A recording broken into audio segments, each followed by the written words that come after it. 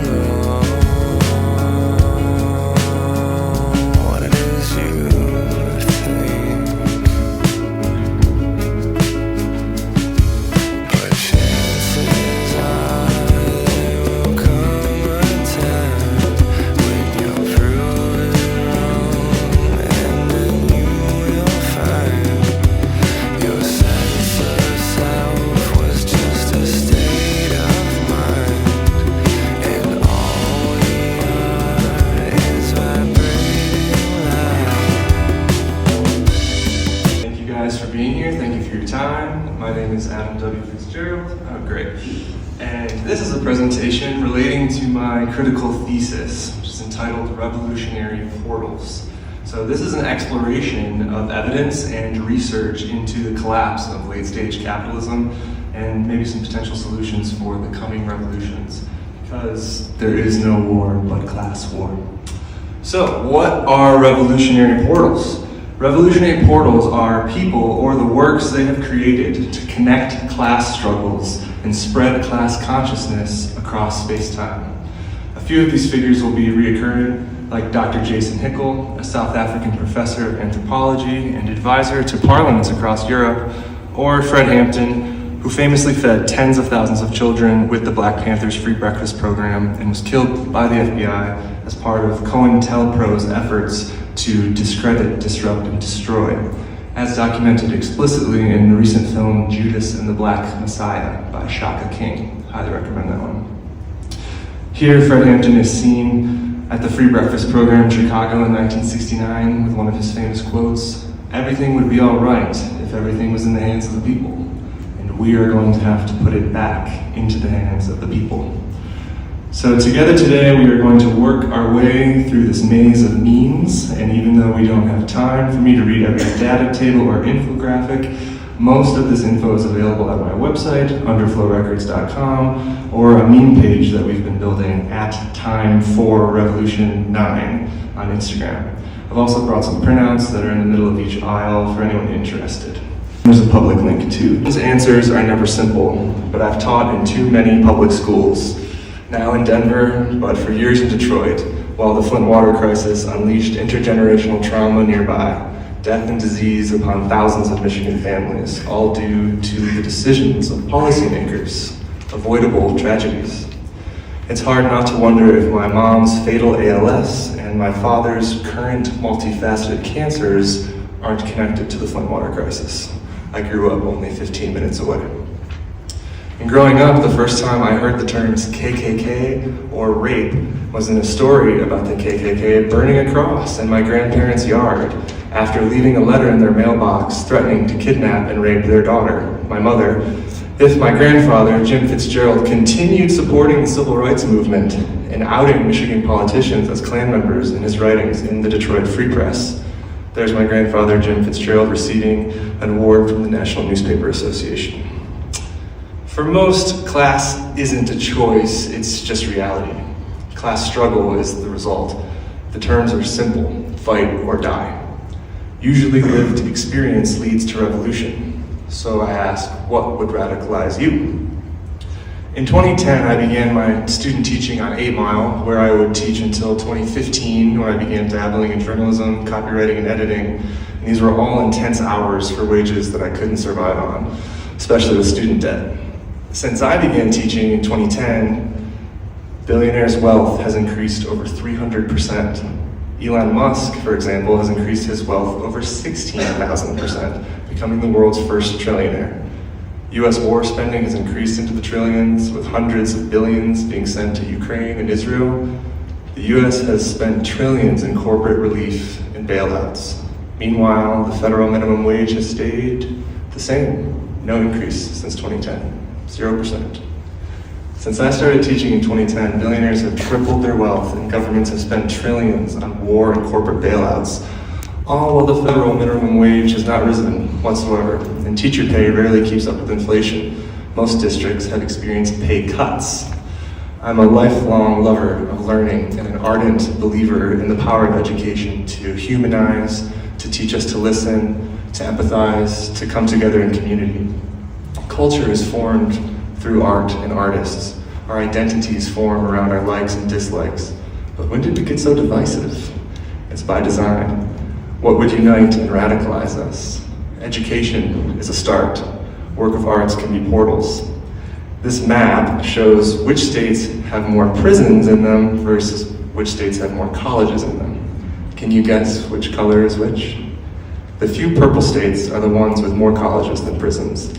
The orange swaths of the US pictured here, they have more prisons than colleges, the majority. As George Carlin said in one of his infamous onstage comedic rants, they don't want a population of citizens capable of critical thinking. They don't want well-informed, well-educated people. Though starting teachers today will make the equivalent of what I did back in 2010, often below the poverty line, ICE is now offering between $132,000 up to $300,000 starting pay for anyone willing to play Gestapo. Education required? None. We have no time left for reform. Any future requires revolution. I feel a responsibility to help people any way I can, by teaching, by sharing, by creating revolutionary portals. As Ursula K. Le Guin so sagely said in 2014, we live in capitalism. Its power seems inescapable, but then so did the divine rights of kings. Any human power can be resisted and changed by human beings. Resistance and change often begins in art, very often in our art, the art of words. The truth is, without resistance, we would have no change. The root word of revolution is evolution. The late, great Assata Shakur said, quote, "It is our duty to fight for freedom. It is our duty to win. We must love each other and support each other. We have nothing to lose but our chains." Is it radicalized to say we need to fix our problems, to focus on reforestation and human survival by taking out billionaire garbage destroying our world? It won't be easy. It's as overwhelming as these slides. Everything's overwhelming because everything's fake news, depending on who you listen to or what your algorithm selects for you to see on your screens. The working class are divided, distracted, and manipulated, now with AI and algorithms. Revolutionary portals help contextualize even the most painful of experiences into consensus reality. Any creative person can become a revolutionary portal by creating art that shares education, resources, and inspiration across divides of class, race, gender, sexual orientation, space, and time. When the so-called victors of conflicts write history, it's up to artists to be voices of truth, whether that's the voice of reason or radical revolt. Books, film, music, art, or even memes can link souls through time to inspire revolutionary kindness and awareness. It starts with small acts. Revolutionary portals create context and community around consensus reality, and this is why we have the phrase, on the right side of history. Revolutionary portals, people and their art, they work to clear up misunderstandings through informed communication and education that's effective because it's empowering. Quote, "Art is not a mirror held up to reality, but a hammer with which to shape it." That's Bertolt Brecht. Class struggle is often related to Marxism, and is defined as a conflict between different social classes, especially the conflict of interest between the workers and the ruling class in a capitalist society, and it's regarded as inevitably violent. Being denied health care and basic needs is violence. No matter the regime causing the oppression, it needs to stop. Any ism can be bent into fascism, and we have historical examples. Usually the consolidation of leadership is the flaw. Providing for communities and meeting basic needs of all peoples in harmony with nature should always be the basis of any movement. Terence McKenna here has this quote, "I think ideology is toxic, all ideology. It's not that there are good ones and bad ones, all ideology is toxic because ideology is kind of an insult to the gift of human free thinking, because ideology always paves the way for atrocity." To put it bluntly, billionaires are the problem, class consciousness is the solution. You've seen genocide live streamed, so what next? In Marxism, class consciousness is the set of beliefs that persons hold regarding their class or economic rank in society, the structure of their class and their common class interests. Warren Buffett has demonstrated class consciousness, saying, quote, "There's class warfare, all right, but it's my class, the rich class, that's making war, and we're winning." Another random I found on social media, Freya Erlings, she said, quote, "A thing they don't tell you about the push a button for $1 million but someone you know dies, hypothetical, is that literally every billionaire is effectively pressing that button as much as they can, all the time, because that's how exploitation works." More data I found. Here are some charts showing recent statistics reflecting the rising number of the unhoused and homelessness in America, as well as who can afford health care and who can't afford health care per each state. Howard Zinn said, quote, "Historically, the most terrible things, war, genocide, and slavery, they have resulted not from disobedience, but from obedience. I've been radicalized out of obedience. Kids are dying in the slave labor when it doesn't need to be this way. The wrong Amazon is burning and the wrong ice is melting. What would appropriate radical action be? 50 Shades of Way on Twitter, or non-conservative X, says, quote, "It's all connected. Epstein's clients, genocide, mass surveillance, fascist police, bank bailouts, forever wars, artificial scarcity, corporate welfare, chemicals in the food, poison in the air, plastic in the water, deregulation. It's the privatization of essential needs." So revolution is here. Where do you stand? The entire world is rising in revolt. Revolution is everywhere from Jakarta to Burkina Faso, Indonesia to America, Ireland to Palestine. The working class masses will be free even if fascism is indelibly on the rise. AI cannot replace us all. Capitalism, a system built around the idea of infinite growth, is based on a planet with finite resources. And this will naturally come to its peak and end as the cycles of history have taught us. We exist in times of rebirth, which can be messy, but ideally we're working toward a better world. We have the resources, they're just mismanaged and manipulated. This is why we need revolutionary portals, creatives and their artwork to share information, to educate the working class so we can empower the masses to fight, to protect our planet and human rights. Do not doubt your ability to affect change. Quickly, I wanted to explore the 3 eras of the CIA dope calypso. The CIA dope calypso is a poem, a song written by the Jack Kerouac School founder, one of them, Allen Ginsberg. I'll read a quote to you from the poem here. "Trafficking dope to Bangkok all day, supported by the CIA. The policeman's name was Mr. Fowl. He peddled dope's grand scale and how. Chief of Border Customs paid by Central Intelligence's U.S. aid. The whole operation, newspapers say, supported by the CIA." There's also a short comment Ginsberg gave here in the year 1990 when performing the poem and an updated version of the song to reflect the era of Reagan and Bush. These films listed here, they could be considered revolutionary portals, even if they're sanitized Hollywood versions. These films expose in detail much of these operations, including Blow, starring Johnny Depp as dealer George Young. American Made is the most recent, starring Tom Cruise as CIA pilot Barry Seal.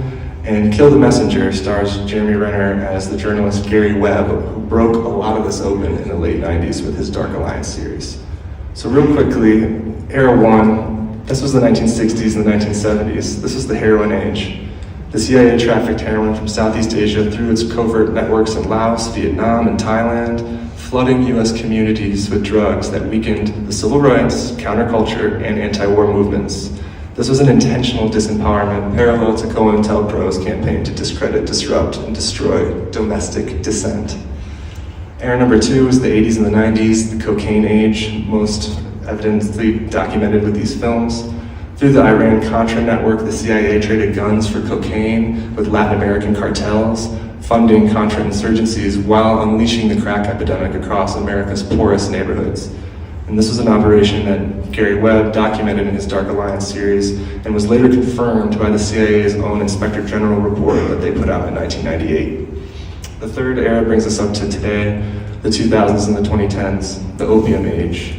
Following the US invasions of Iraq and Afghanistan, opium production soared under CIA and military oversight, fueling the global opioid crisis that evolved in today's fentanyl epidemic, another chapter in a continuous pattern of resource control, population pacification, and peddling addiction to the oppressed as covert policy. Here is some evidence of how much the opioid crisis has skyrocketed according to the Center for Disease Control. So again, what would radicalize us against this? Since the 1990s, back then, 3 out of every 100,000 deaths was opioid related, which jumped to around 10 to 13 in the 2000s. And now in the 2010s, about 30 of every 100,000 deaths is opioid related. And there's also a tribute here to Gary Webb, who died to give the world this information, even though his death was ruled a suicide, which is odd, considering he was shot twice in the back of the head. R.I.P. Gary Webb. So, approaching solutions to this polycrisis. How do we address the problems? Modern thinkers like Professor Dr. Jason Hickel have been warning of the worsening situations of life in the 21st century. The Addressing Spanish Parliament on September 26, 2025, Hickel spoke on how capitalism is driving the polycrisis and how we can begin to align production with democratically ratified objectives. Hickel said, quote, "The polycrisis we face has multiple dimensions, but I think ultimately it boils down to two. On the one hand, of course, it's an ecological crisis. We're overshooting several planetary boundaries. On the other hand, we also face a very extreme social crisis with massive deprivation and economic insecurity faced by the working classes of many countries. According to the most recent data, 100 million people in Europe face conditions of severe economic insecurity. So this is an endemic social crisis as well, not just in North America, but in Europe. So what do? We share empowerment. Whenever you think your actions don't matter, remind yourself that the Black Panthers fed thousands of children, how Paulo Freire led a movement which resulted in hundreds of thousands learning to read. If your intentions are pure and your actions are for the betterment of all, you are a revolutionary portal. Sharing education ideally increases empathy in action. Effective portals connect truths and values of different groups through art across space-time, cutting through distractions to inform, educate, and empower during times of strife. Collective action rises from community organizing, which arises from sharing education and empathy. This is the exact opposite of what the ruling class wants.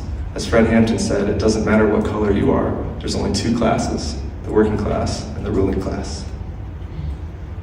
To quote another Jack Kerouac school founder, Diane DePrima, in her Revolutionary Letters said, "Revolution is love spelled backward." Quote, "Talking love, talking revolution, which is love, spelled backwards." I think love is the key to revolution.